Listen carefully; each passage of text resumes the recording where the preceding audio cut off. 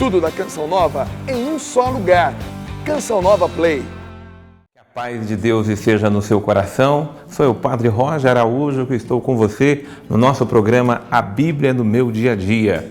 Esse alimento diário de Deus para a nossa vida espiritual. É a palavra de Deus que fortifica a nossa vida para que sejamos servos fiéis do Senhor. E estamos estudando a história de libertação do povo de Deus no livro do Êxodo. Hoje nós vamos estudar o capítulo número 13, toda a narrativa da Páscoa, a primeira Páscoa do povo de Deus, para que ela nos sinalize a Páscoa que Cristo Jesus trouxe para nós. Nós invocamos o nome do Senhor nosso Deus, nós nos colocamos diante da presença do Senhor nosso Deus, pedindo que o Senhor ilumine os nossos corações, Ele direcione a nossa vida, Ele nos dê sua paz, sua luz e nos ensine a fazer a sua vontade. Senhor, eis-nos aqui, nós somos teus servos. E como teus servos, Senhor, nós te suplicamos, dai-nos tua bênção, dai-nos tua graça, dai-nos tua luz, dai-nos tua direção, para que em tudo nós possamos fazer a tua vontade. Abençoa-nos com a tua palavra, Senhor, para que a tua palavra guie e conduza os nossos corações. Em nome do Pai, e do Filho, e do Espírito Santo. Amém. Nós invocamos o Senhor, nosso Deus, sobre nós, escrevendo no caderno a data do dia de hoje e, claro, colocando a passagem que nós vamos estudar, que é do livro do Êxodo, o capítulo número 13.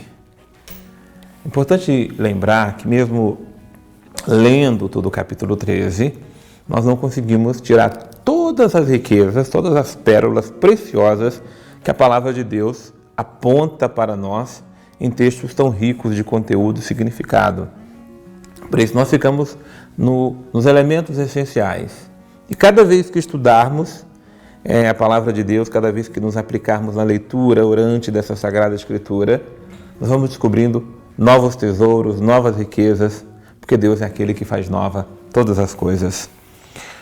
E o Senhor falou a Moisés: consagra-me todo o primogênito, todo o primeiro parto entre os israelitas, tanto de homens como de animais será meu. Aqui já vai assumindo cada vez mais o significado da consagração. É Deus que pede agora que todo primogênito, ou seja, todo o primeiro, aquele que vem, já seja do Senhor. E não é que o primogênito ele seja o privilegiado, mas é que quando você consagra o primeiro, todos os outros também serão do Senhor. Toda a vida, toda a geração de vida será consagrada ao Senhor. Enquanto os egípcios perderam os primogênitos porque não honraram o Senhor, Israel vai ganhar a vida porque os primogênitos serão consagrados ao Senhor. Aqui eu chamo a sua atenção como é importante nós consagrarmos nossos filhos a Deus.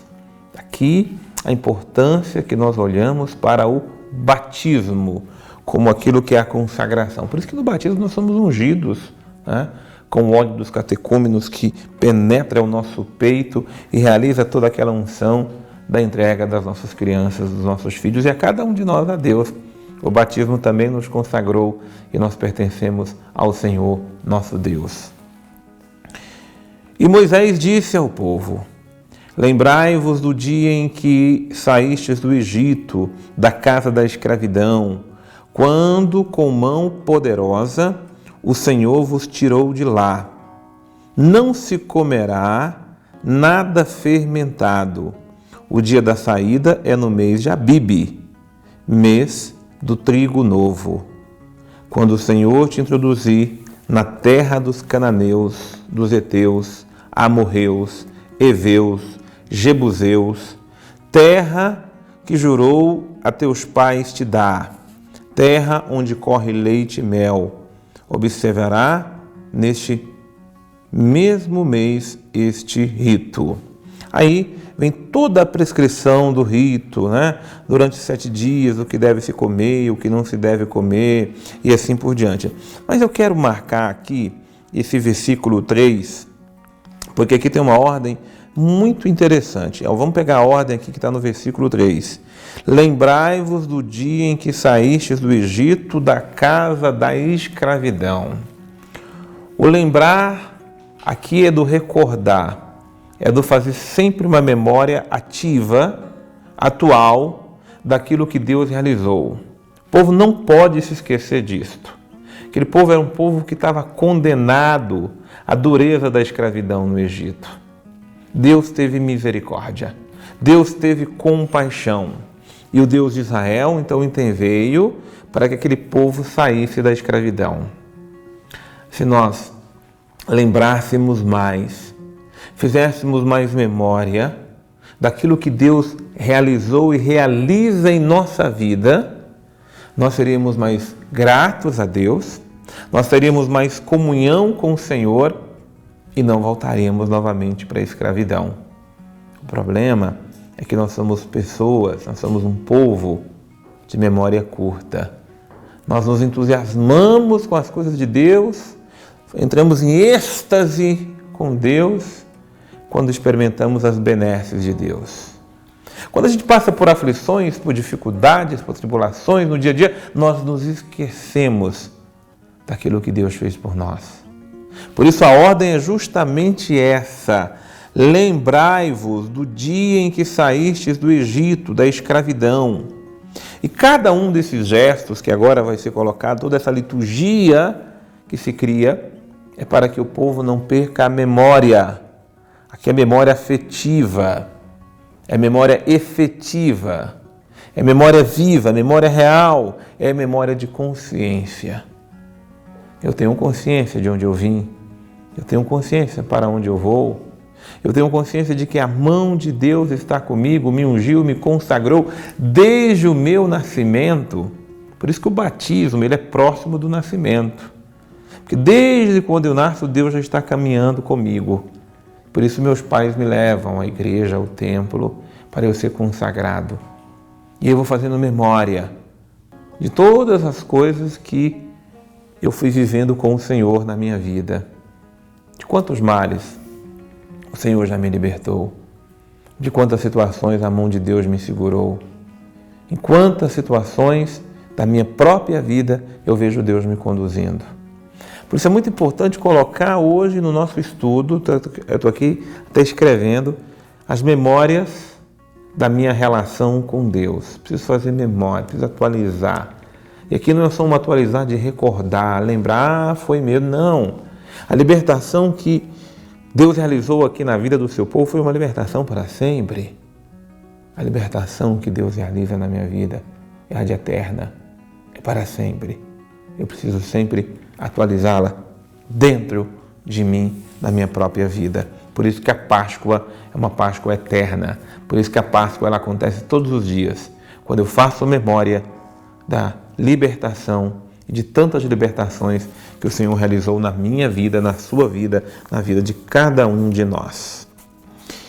Eu queria agora ir lá para o versículo 17, porque olha como é que Deus conduz a saída do povo. Versículo 17. Quando o faraó deixou sair o povo, Deus não guiou o povo pelo caminho que passa pela terra dos filisteus, embora mais curto, pois achava que diante de um combate o povo poderia arrepender-se e voltar para o Egito. Deus fez o povo dar uma volta pela rota do deserto do Mar Vermelho, e os israelitas saíram do Egito bem armados.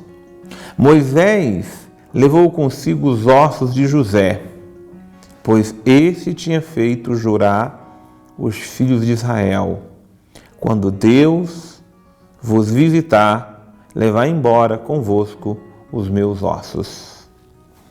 Aqui tem umas coisas lindas nesse texto, que é importante a gente parar para marcar o texto, colocar na nossa Bíblia, no nosso caderno, tá?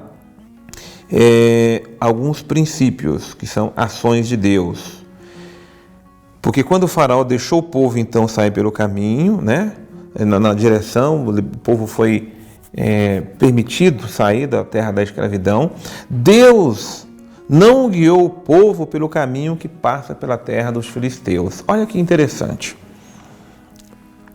Quando Deus liberta-nos, quando Deus nos tira da terra da escravidão e Ele mesmo conduz os nossos passos, Ele não nos guia pelos caminhos onde nós queremos ir.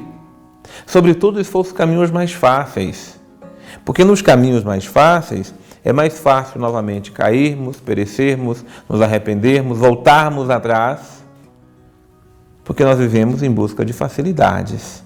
E nas facilidades da vida é que nós muitas vezes não pegamos a dureza da vida. Não valorizamos a vida, não valorizamos a vida em Deus, não valorizamos a ação de Deus em nós.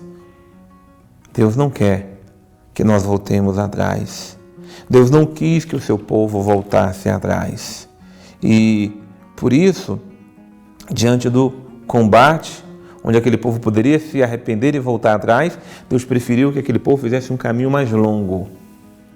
Nós que somos pessoas ansiosas e temos pressa para tudo, Deus muitas vezes nos deixa num caminho, percorrer um caminho mais longo, mais demorado, porque no combate nós precisamos de paciência, de persistência e de perseverança. Quando o caminho é mais facilitado, quando o caminho é o caminho mais curto, eu não crio no meu coração nem paciência, nem persistência e nem perseverança. Ninguém entra na terra prometida se não tiver essas três coisas fundamentais. Peçamos a Deus que nos dê essa graça para a vida. A graça da paciência, a graça da persistência e a graça da oração. E eu digo oração perseverante, ou a graça da perseverança. Porque se não o tivermos, nós não entraremos na terra prometida, na terra que o Senhor nos prometeu. Eu vou agora chamar o nosso irmão Padre Antônio Xavier, para que também venha fazer parte desse nosso estudo e nos ajude a crescer cada vez mais na compreensão da Palavra de Deus. Nesse capítulo 13 do livro do Êxodo, nós encontramos a saída do povo de Israel ali do Egito. Depois das 10 pragas já realizadas, agora chega o momento de saírem. É interessante a forma como se desenvolve esse capítulo, porque nós observamos que tudo é feito às pressas. Embora o faraó tenha permitido, a gente vê que não é uma permissão, né? Tanto que o próprio povo tem que se mover muito rápido e por causa disso vem a fundamentação dessa festa dos pães sem fermento, que foi por causa da pressa. Não tinha como esperar, não se podia realmente demorar. Isso é interessante de ser visto, né? Primeiro porque essa festa agrícola dos pães sem fermento, ela se dava desse jeito porque o povo estava sempre em deslocamento. Então não dava para esperar fermentar e até mesmo não tinha, na maior parte das vezes, fermento para que se preparasse os pães. Então são pães feitos do jeito que é possível, né? Vejam que mesmo a questão do cordeiro é sempre assado, os pães também são assados porque não tem utensílio, água, essas coisas, faz o que é possível realmente aqui. E esses pães aqui vão receber um sentido novo, o fato de serem sem fermentos, para dizer que é uma memória daquilo que aconteceu, que por causa da pressa foram-se embora desse jeito. Mas é uma transformação de uma festa mais antiga. E é interessante ver isso, que esses textos foram escritos muito depois dos eventos terem realmente acontecido. Por isso, embora durante muitos séculos se tenha pensado que o autor desses livros seria Moisés, claro que não é possível que seja, porque eles são bem depois. À medida que conta o fato, já o interpreta dizendo, lembre-se disso por causa disso, lembre-se daquilo por causa daquilo.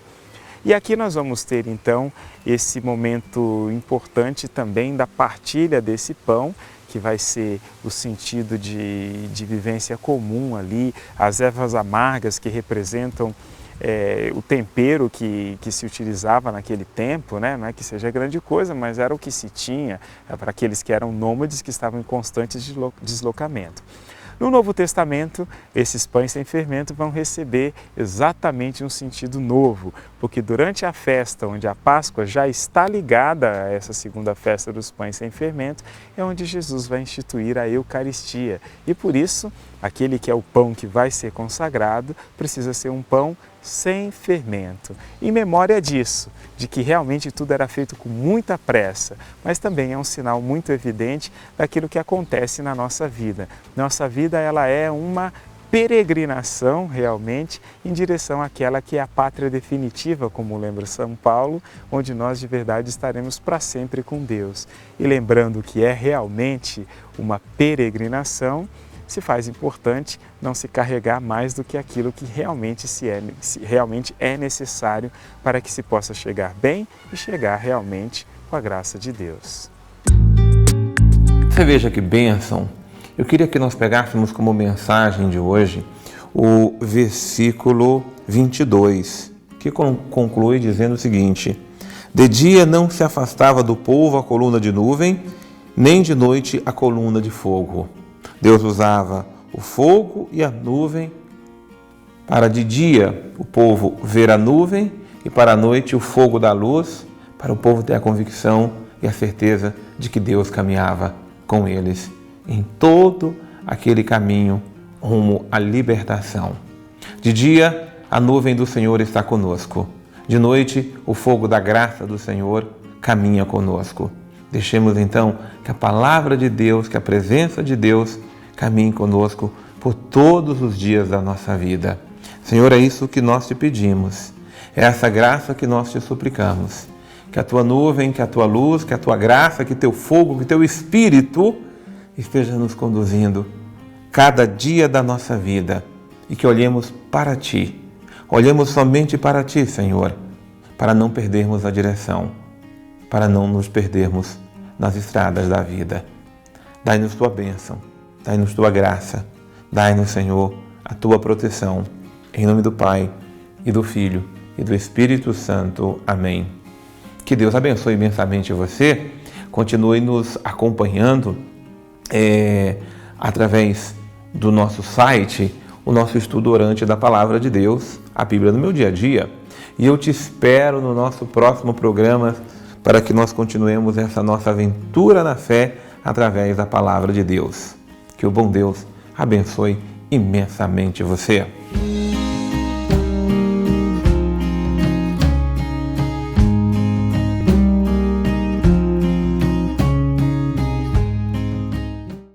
Tudo da Canção Nova em um só lugar. Canção Nova Play.